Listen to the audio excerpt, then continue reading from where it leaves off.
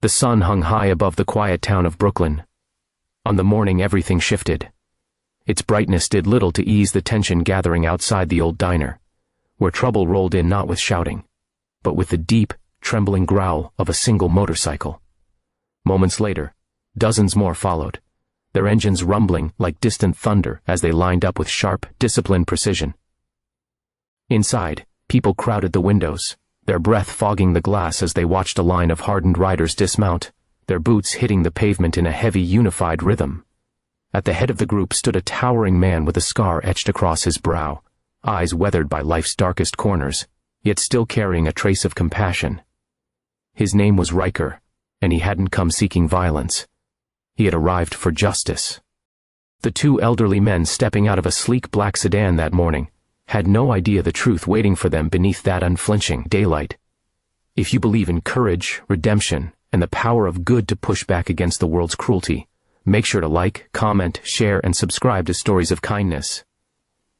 Riker hadn't always been the leader of the Iron Vows motorcycle club. Years earlier, after losing his younger sister, Mara, to a chain of tragedies fueled by greed, he swore to dedicate his life to shielding the vulnerable. That oath is what brought him to the diner. The men approaching, Silas Grant and Leonard Pierce, were wealthy real estate moguls who had built their empire by bending laws, evicting families, and greasing the right palms.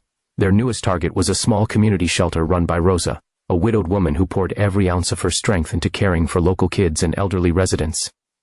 Riker owed her more than friendship. Rosa's late husband, Matteo, once saved Riker's life after a reckless teenage crash, long before Riker found purpose. Helping Rosa now wasn't charity. It was a promise he intended to honor.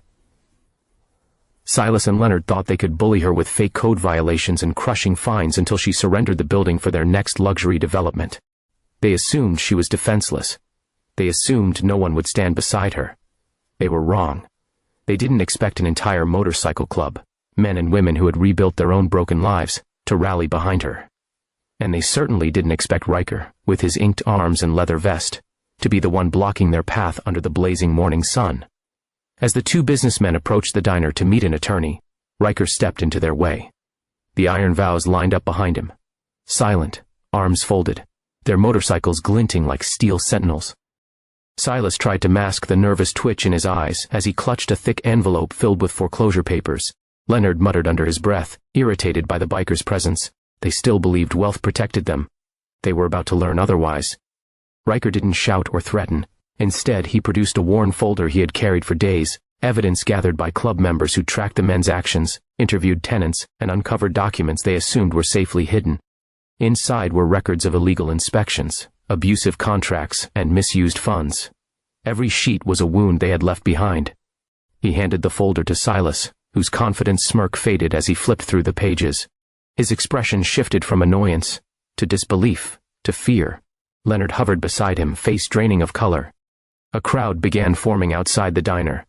Shop workers, passing families, and Rosa herself, wringing her hands as she watched.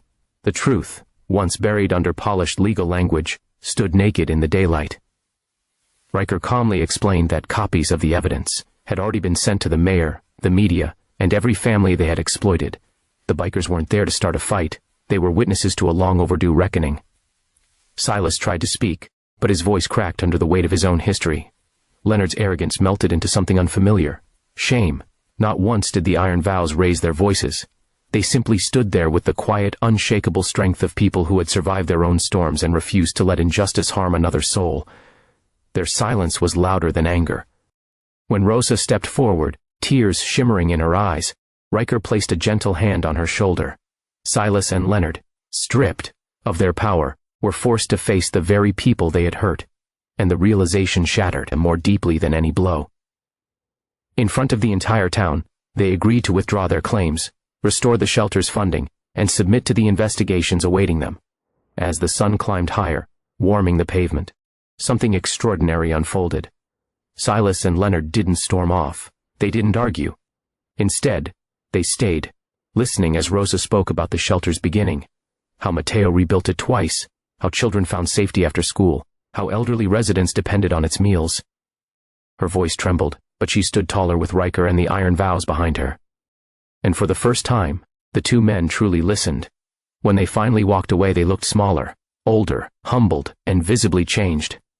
The bikers mounted their motorcycles, engines roaring to life, and escorted Rosa back to the shelter, not as rebels, not as outlaws, but as guardians of a community that deserved protection. If this story touched your heart, please like, comment, share, and subscribe to Stories of Kindness so we can continue spreading moments of courage and compassion.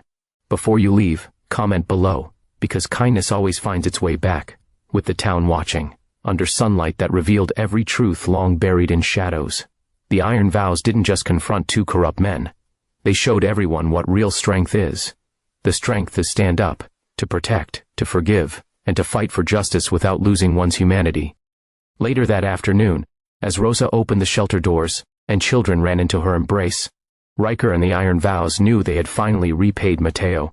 In a world often overshadowed by selfishness, kindness claimed victory that day, shining just as brightly as the sun over Brooklyn.